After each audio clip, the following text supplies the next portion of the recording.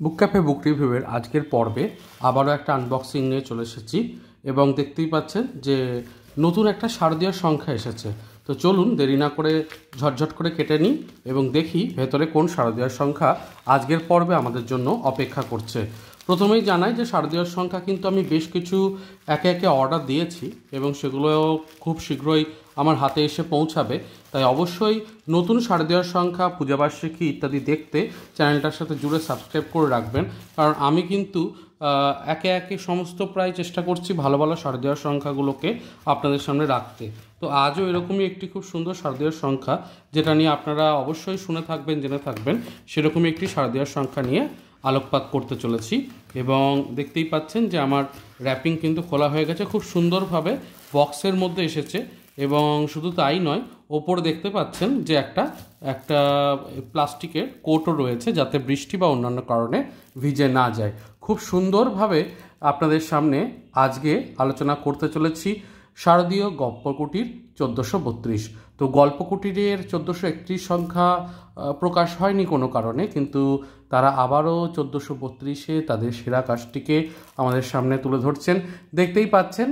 তো অবশ্যই চলুন পত্রিকাটাকে দেখে নিই, শারদীয় সংখ্যাটিকে দাম কোথায় পাবেন, কিভাবে সংগ্রহ করবেন, সবটাই বলে দেবো আজকের পর্বে, এতটুকু সমস্যা হবে না। চলুন দেরি না করে এটাকে খুলে ফেলি।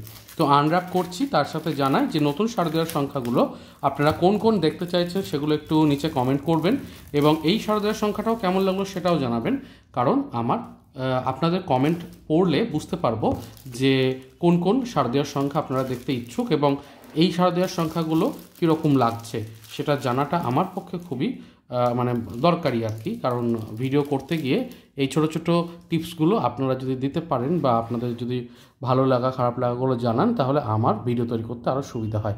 তো প্রথমেই শারদীয় 1432-এর গল্পকুটিরে দেখতেই পাচ্ছেন খুব সুন্দর একটা বড় বুকমার্কটা কিন্তু নেহাত ছোট নয়, বেশ অনেকটাই লম্বা, এবং এখানে দেখতে পাচ্ছেন একটা গ্যাপ রয়েছে যাতে রিবন বা অন্যান্য কিছু বেঁধে নেওয়া যেতে পারে। এটা একটা ভালো। আচ্ছা, এখানে কি লেখা আছে তো অনেক কিছু আনাচে কানাচে, বইয়ের মতো বন্ধু কোনখানে আছে। তো গল্পকুটির থেকে খুব সুন্দর একটা বুকমার্ক এসেছে। এবারে আসছি সরাসরি পত্রিকাতে। তো পত্রিকার কথা বললে প্রথমেই বলবো একটা খুব সুন্দর প্রচ্ছদ সহযোগে এসেছে, মায়ের রূপ ধরা পড়ছে, একটা ম্যাট ফিনিশ আছে ওপরে, এবং এই ওপরের ইয়েটা কিন্তু নেহাত পাতলা নয়, বেশ শক্তপোক্ত একটা কভার। আমার কিন্তু কভারটা দেখে খুব ভালো লাগলো। অনেক পত্রিকার আছেন যারা কি করেন, এই কভারটাকে অতটা মোটা দেন না, কিন্তু এটা কিন্তু বেশ মোটা, পেপার ব্যাগ হলেও বেশ ভালো কোয়ালিটির ব্যবহার করা হয়েছে। আচ্ছা, খুলেই দেখতে পাচ্ছি এখানে টাইটেল পেজে শারদীয় গল্পকুটির 1432 লেখা আছে, এবং স্বাধীনতা দিবসের দিন প্রকাশ পেয়েছে, কাজেই 15ই আগস্ট লেখা রয়েছে। বইটির পুস্তক এই যে পত্রিকাটির মুদ্রিত মূল্য রয়েছে 265 টাকা। তার উপর অবশ্যই ছাড় রয়েছে, অনেকটাই ছাড় রয়েছে। তো আমি নিচে ডেসক্রিপশন বক্সে ডিটেলসটা সমস্তই দিয়ে দেবো, আপনারা ওখান থেকে কিন্তু যাবতীয় বিষয় দেখতে পারবেন। আমি ওভারঅল চ্যাপ্টার্সগুলো এবং উপন্যাস, গল্প, উপন্যাসিকা সমস্তগুলো একটু দেখাবো আজকে, তাতে আপনাদের পত্রিকাটা সম্পর্কে একটা বিশেষ ধারণা তৈরি হবে, সুবিধে হবে। তো চলুন, উপন্যাসে এখানে বিনোদ ঘোষাল, আমরা সকলেই পরিচিত এই নামটির সাথে। তো তার একটা উপন্যাস রয়েছে আমি প্রেমে পড়েছি, লেখক অভিমন্যু রায়ের লুডো বলে একটা উপন্যাস রয়েছে, এবং অভিক দত্তের একটি অন্য কোনখানে বলে একটি উপন্যাস রয়েছে। তিনজন লেখকই আমার খুব প্রিয় লেখক, এবং অভিক দত্তের লেখা তো আপনারা অনেকেই পড়েছেন আশা রাখছি। আচ্ছা, সারস শুভেচ্ছা রয়েছে, তারপরে রয়েছে উপন্যাসিকা, যেটাও কিন্তু খুব স্ট্রং একটা জায়গা এই সারস সংখ্যার। উপন্যাসিকা পড়তেও কিন্তু খুব সুন্দর লাগে আমার। রনিত দাশগুপ্তের একটি গল্প রয়েছে সানসেট ড্রিমস, পরকীয়ার ডায়েরি, সৌভিক চট্টোপাধ্যায়। অর্থাৎ দেখতেই পাচ্ছেন যে গল্পগুলো কিন্তু ভীষণই ব্যাপ্তি রয়েছে, সামাজিক গল্প রয়েছে, রহস্য গল্প রয়েছে, তারপরে কিছু কিছু ক্ষেত্রে হয়তো ভূতও পাবো। দেখতেই পাচ্ছেন, ভূতের কথা বলতে গিয়ে ইন্দ্রনীল সান্যালের ভূত বাংলা গল্পটার কথা পেয়ে যাচ্ছি। অকৃত্রিম বলে একটি গল্প রয়েছে, সৌমজা দাসের লেখা, অত্যন্ত ভালো একজন লেখিকা সৌমজা দাস, তো তাঁরও একটা লেখা আমরা দেখতে পাচ্ছি। তো এরপরে কমলেশ কুমার, তারপর সৌমি গুপ্ত, সুবর্ণা মান্না প্রমুখের আমরা দেখতে পাচ্ছি বেশ কিছু লেখা রয়েছে। আচ্ছা, কবিতাতে দেখতে পাচ্ছি যে বেশ কয়েকটি কবিতা রয়েছে এবং এখানে অম্লমধুর থেকে শুরু করে কথা নেই পর্যন্ত সবটাই কিন্তু কবিতা রয়েছে আপনারা দেখতে পাচ্ছেন। এবং এই ছোট্ট একটা অংশ এখানে জুড়ে দেওয়া হচ্ছে, দেখতে ভীষণই মিষ্টি লাগছে।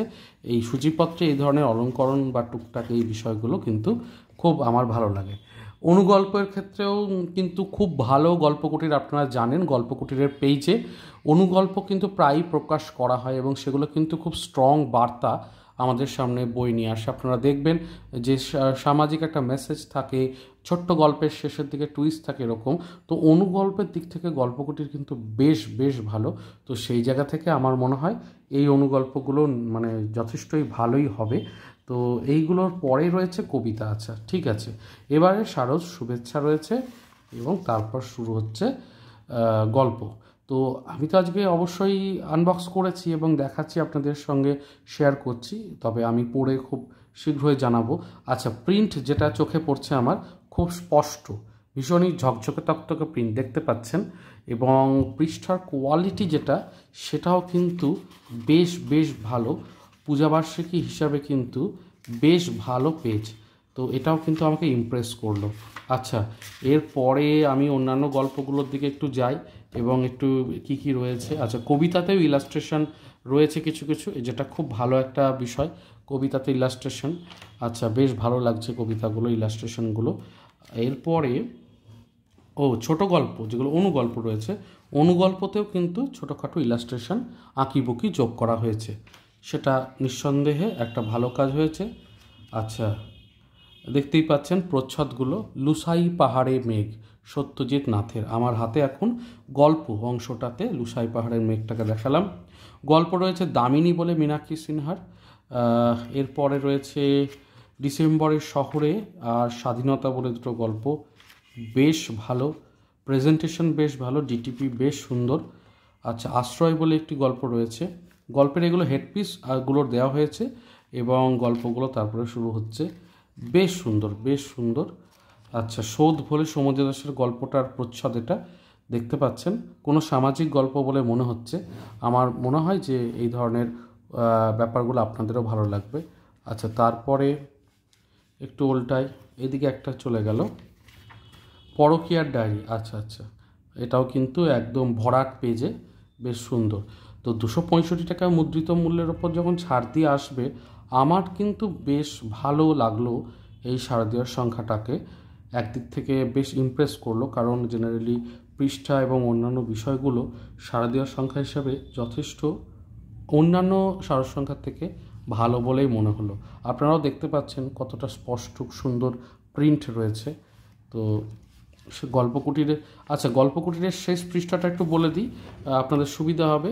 আচ্ছা, শেষ পৃষ্ঠা রয়েছে 212 পেজের একটা পত্রিকা এবং বেশ সুন্দর কিউট একটা সাইজে এসেছে, খুব ভালো প্যাকেজিং ছিল। আপনারা অবশ্যই নিয়ে নিতে পারেন এবং তার সাথে যেহেতু বুকমার্কও একটা বিনামূল্যে পাচ্ছেন, সম্পূর্ণ বিনামূল্যে। ম্যাট ফিনিশে এসেছে, বেশ শক্ত একটা কভার এবং প্রিন্ট এবং অন্যান্য বিষয় ডিটিপি সব কিছুই কিন্তু অত্যন্ত ভালোভাবে করা হয়েছে, পরিশ্রম দিয়ে করা হয়েছে। ভালো লাগলো আমার বেশ আনবক্সিং করে। শারদীয় সংখ্যা হিসেবে আপনারা এটাকে দেখতে পারেন, নিচে দেখুন ডেসক্রিপশন বক্সে আমি ডিটেলস দিয়ে দিয়েছি। তো অবশ্যই আপনারা সংগ্রহ করতে পারেন গল্পকুটির এবং পড়ে জানাতে পারেন। আর আমি কয়েকদিনের সময় চেয়ে নিচ্ছি, তারপরেই আমি গল্প এবং উপন্যাস ইত্যাদি নিয়ে একটা রিভিউ আনবো, যেখানে গল্পগুলো কী ধরনের এবং কোনটা আমার ভালো লাগলো, কোনটা সব থেকে মন জয় করলো, সেই সমস্ত বিষয় নিয়ে কিন্তু জানাবো। চ্যানেলে স্টে করবেন অবশ্যই, ভিডিওটা ভালো লাগলে লাইক শেয়ার সাবস্ক্রাইব করবেন। দেখা হচ্ছে পরের পর্বে অন্য কোনো শারদীয়া বা অন্য কোনো আপডেট নিয়ে। ভালো থাকুন, সুস্থ থাকুন আর বই পড়তে থাকুন। ধন্যবাদ।